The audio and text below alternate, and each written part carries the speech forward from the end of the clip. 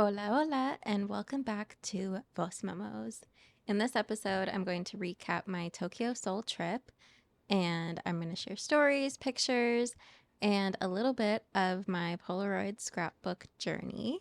So stick around and we'll get right into it.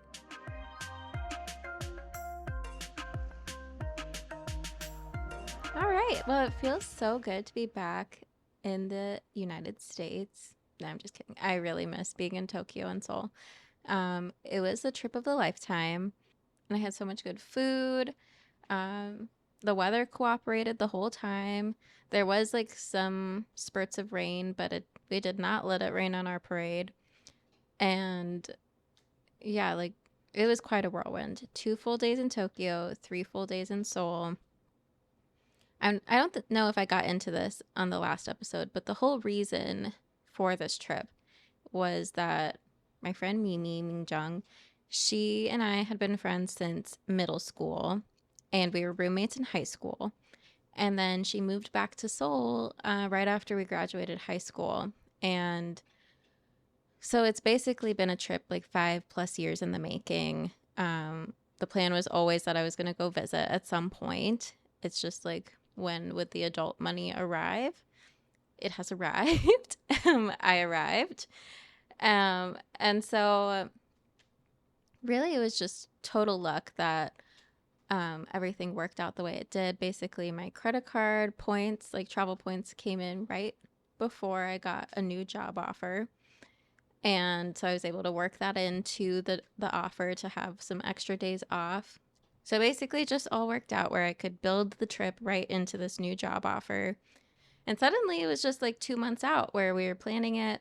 And by we, I mean Mimi planned it. Like, she took the reins. I like created my typical travel itinerary spreadsheet. And on past trips, the understanding is like we'll all fill out chunks of it and it's just supposed to make it easy to collaborate. But Mimi just like had a lot of ideas. And, she's living there in Seoul and she's been to Tokyo a couple times. So she whipped up an hour by hour itinerary in no time.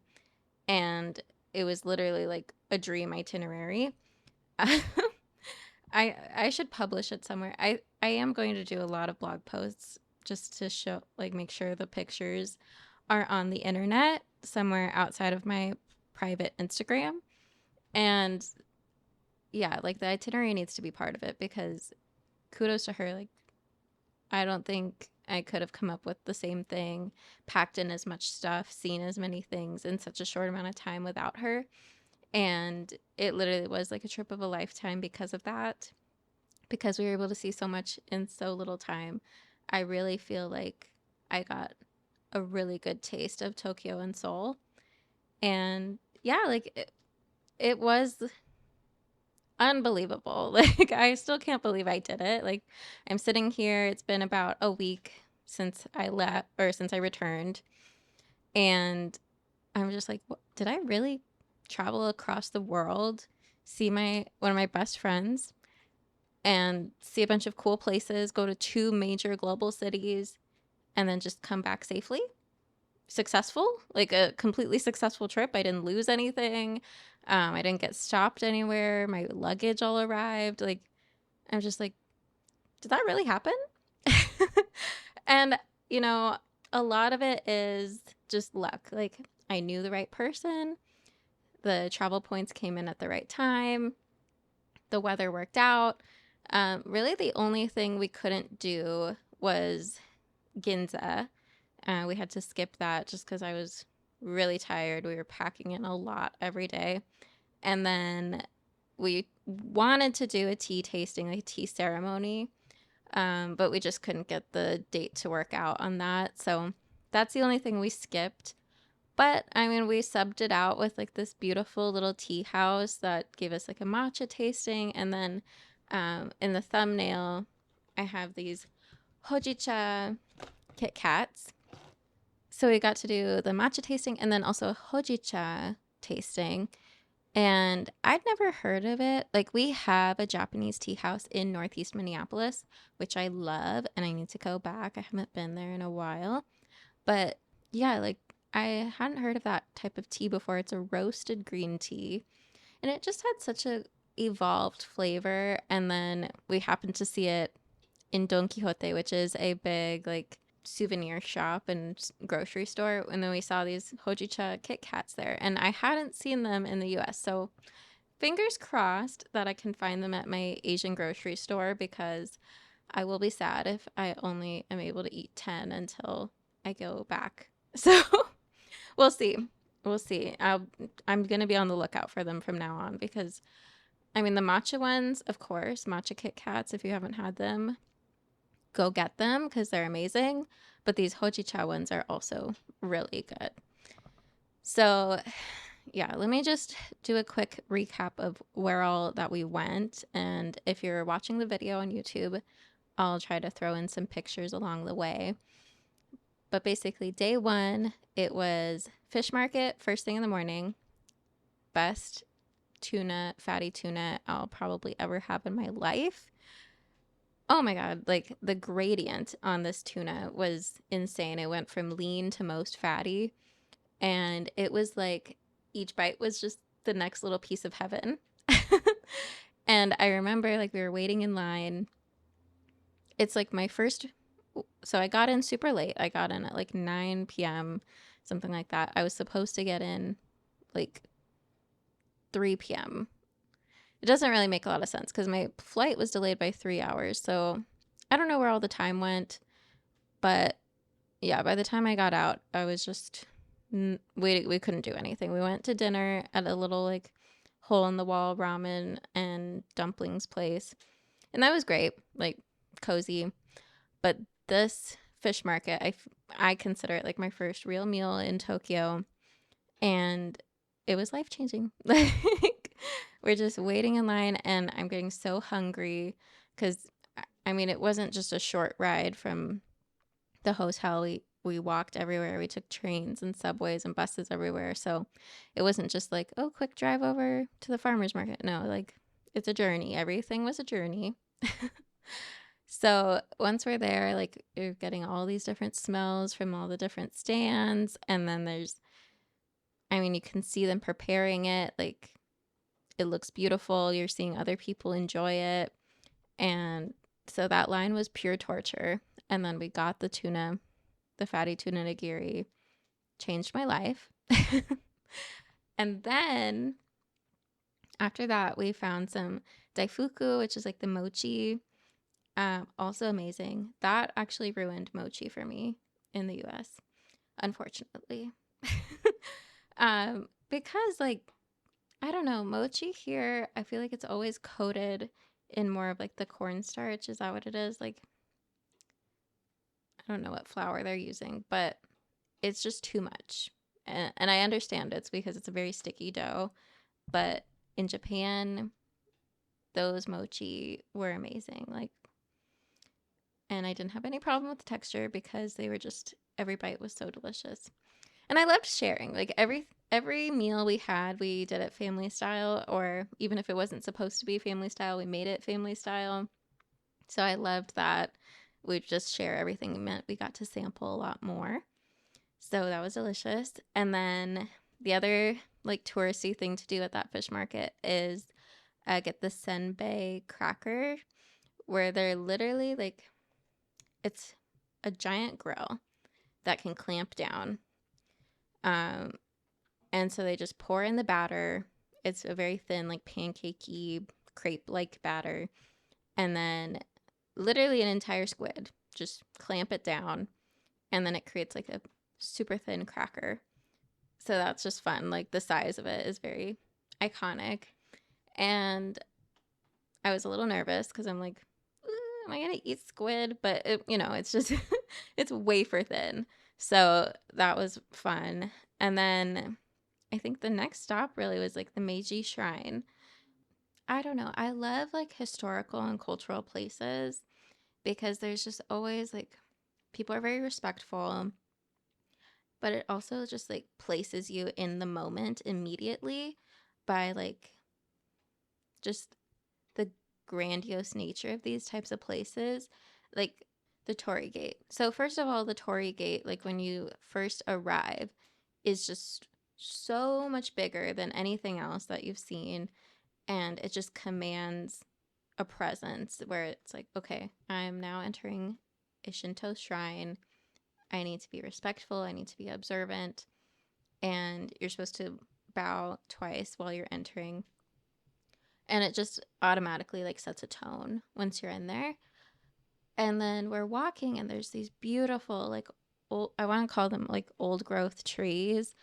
They felt very old, very like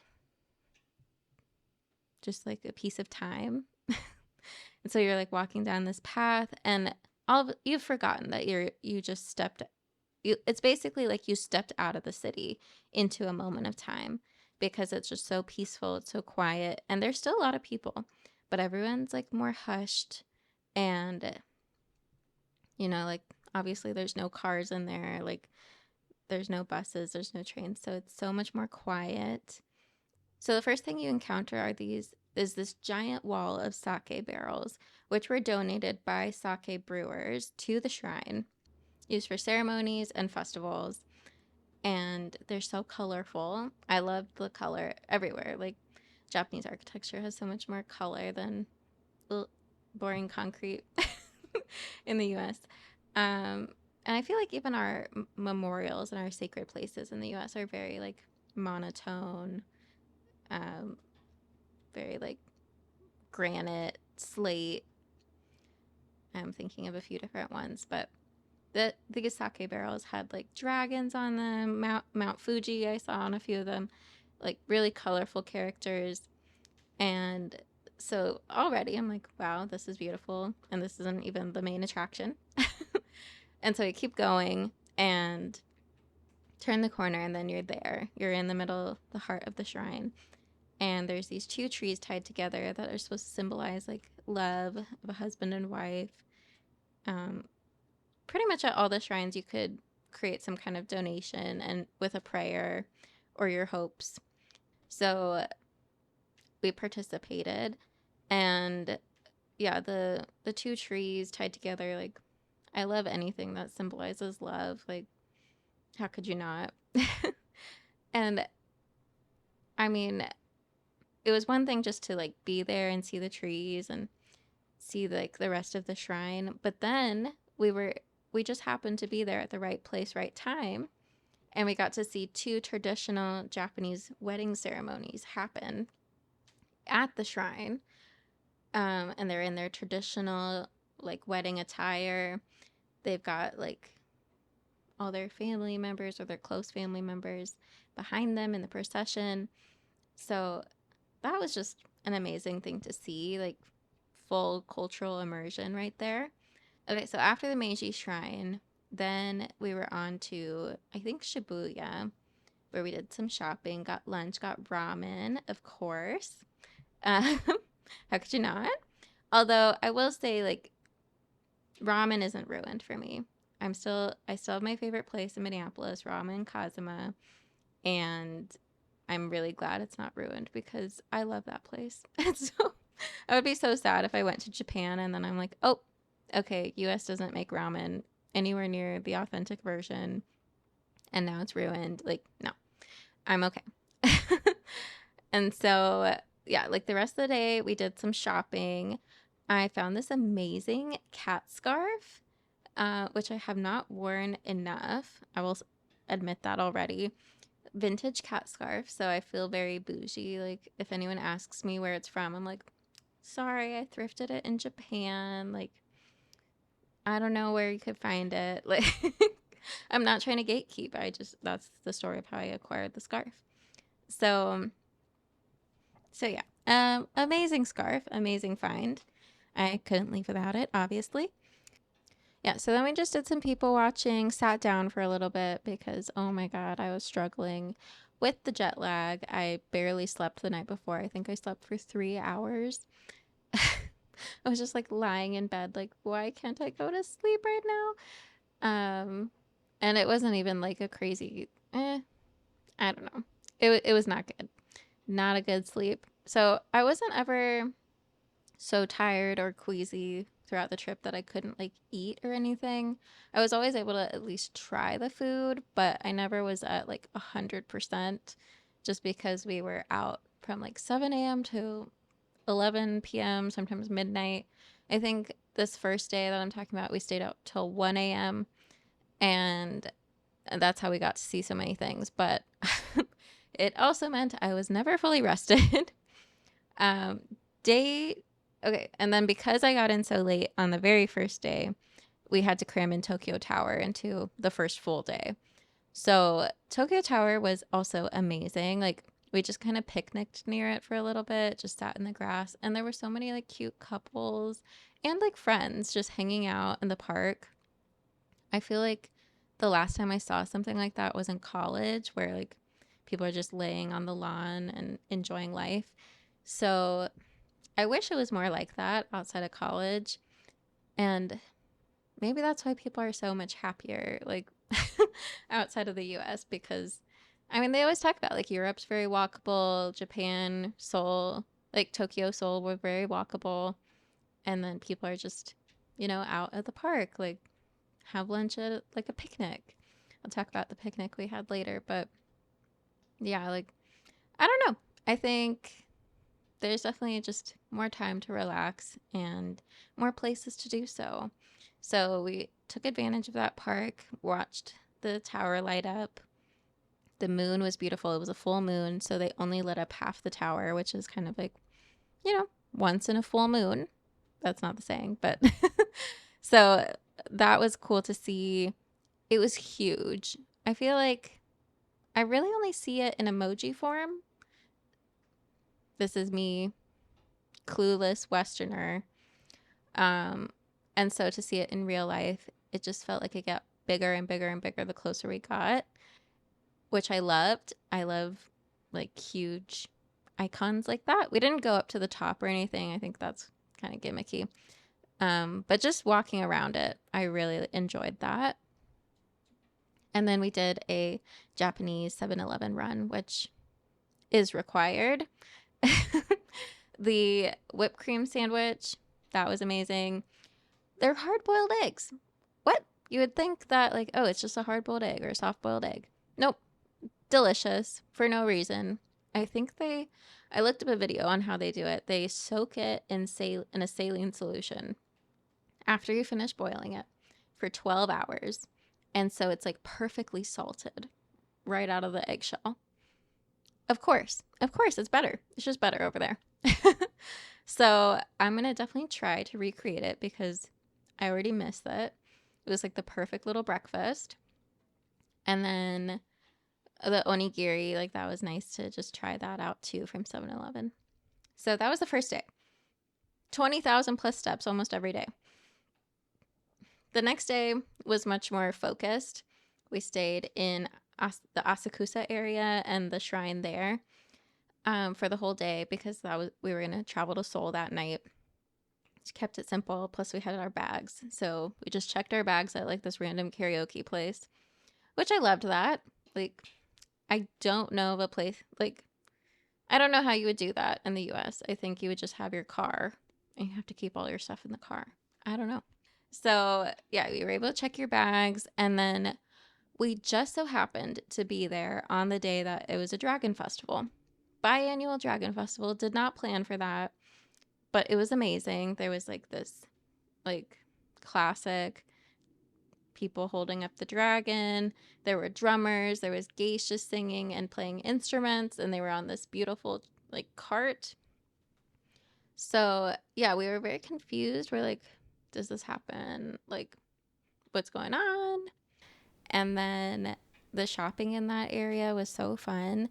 Like, we got this delicious melon pan with mochi ice cream. Changed my life. I don't think I can find it here. Although I will say it was very similar, like the bread, even down to like the lines on it, was very similar to Mexican pan dulce. Just maybe a little crispier. Maybe they fry it slightly. I don't know. But the contrast of like the warm, fresh bread with the matcha ice cream. Did I say matcha ice cream? Matcha ice cream. with the matcha ice cream was delicious. And yeah, like I am going to keep talking about the food because every food I had there was amazing. And then, yeah, more souvenir shopping. We stopped into like this just random, we stopped into this random place and they just happened to have a lot of locals eating there. Like, I think each meal we had of the tonkatsu was like $7 a piece for like a giant piece of meat, rice, miso soup, and like a little salad. Like, great deal. All the food there was super affordable. All of our snacks were like super affordable.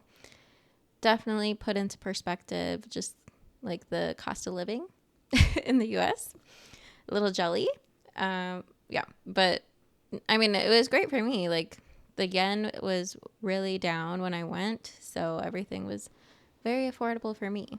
Um, so yeah, like Asakusa was amazing. The temple itself was beautiful, like just the bright red lantern. It's very iconic. Um, got a lot of great pictures of the two of us. Like, I think that's the hardest part on a trip like that is just getting pictures together, because if you're not careful, it can look like you're solo traveling. Like, people are like, who are you with? Because you don't get any pictures together. And, you know, I'm making my year in review magazine, and that is a theme I'm finding in my pictures. I'm like, yes, I'm trying to recap my year, but also I spent it with a lot of people, and like, where are they in my pictures? So just something to think about when you're traveling. Like, make sure you get a group picture every day, even if it's hard. And yeah, so then, yeah, it felt like our day there went really fast because we were headed to the airport around like 3, just to make sure we were there early and didn't miss our flight. We were able to get Japanese McDonald's in the airport, which was interesting. They had a few different things that you can't get here. And then I think in Seoul, the Grimace Shake was coming back to Seoul. I don't know. So it was kind of fun to see McDonald's, but I did try to limit any like American food while I was there, because I can get that here. Like, I have a McDonald's less than 5 minutes away from me in like all directions. Yeah, I was just trying to eat authentically and locally as much as possible. But yeah, the airport was fine. Got to Seoul safely. Mimi went through customs in like 2 seconds. It took me like 30 minutes plus, but that's fine. Didn't have very many issues. I was expecting to get like a little more grilled, like, how long are you going to be here? Like, any question, but they didn't really ask me anything. So that was cool. And the thing about Japan and Seoul, like, everything was cute. Like, first thing I saw when we got our taxi from the airport, it had like an adorable little bunny on it. I'm like, why don't we have that in the US? In Japan, the customs, like, there were signs that were like, stop, read this sign. And it had a little cartoon police guy. And I'm like, of course I'll read the sign. It's got this cute little guy on it. And literally all the signage, like on the trains, like any public place, there were cute little mascots on everything. And in Seoul, I'm getting like out of order here. But we were near like the library. So like even the library had cute fuzzy animals as their mascots. Like, and there was giant like sculptures and balloons of them. I think the main guy is supposed to be a hete, which was in the Seoul Palace as well. And the library and the palace were like right next to each other. But yeah, like the hete is like, it's kind of a lion. Look it up. It's like a mythical creature. But of course they like cartoonified it for the library and for kids. But there were a lot of sculptures of them in the palace as well. So yeah, like the library had a mascot. All the signage had mascots. I think if the signs in the US had cute guys and little like cartoons on them, I'd probably pay more attention, right? I think it's a great strategy. So before I go, I'm going to give you a tour of my Polaroid scrapbook. And the cover, I don't know. I just kind of put it together really fast. I might change it. I don't love it. I don't hate it. But basically, all of these Polaroids go back until 2019. And this is the Tokyo page, the first Tokyo page. So that has like the Meiji Shrine and then some pictures from Asakusa, and then the matcha tasting, like a picture from there. Plus like these little patches. The patches were so cute because it was like two-way patches. You can either put them on clothes or they can act like a sticker. Great idea. This is my page dedicated to Seoul. And here's like the elevator photo. Plus like some different little relics. This receipt is from the cat store. And of course it has cats on it. Like what the heck? And then, oh my god, Mofusand. Mofusand was a huge thing on our trip. We found like gotcha balls with them. We found merch with them. They're just cats dressed up as like food, sharks, different animals. Just adorable. And I got Mimi hooked on it. So whenever we saw them, we'd like freak out and be like, what do they have? Like, what do they have of Mofusand? So that was just a fun thing we did every day, was like look for Mofusand. This is another page for Seoul. This was the Namsan Tower photo booth, my Korean Air boarding pass, and then the palace. I took my Polaroid with me every single day, and I barely got any pictures. Partially because it was cloudy in Tokyo, so that makes it hard to get good pictures.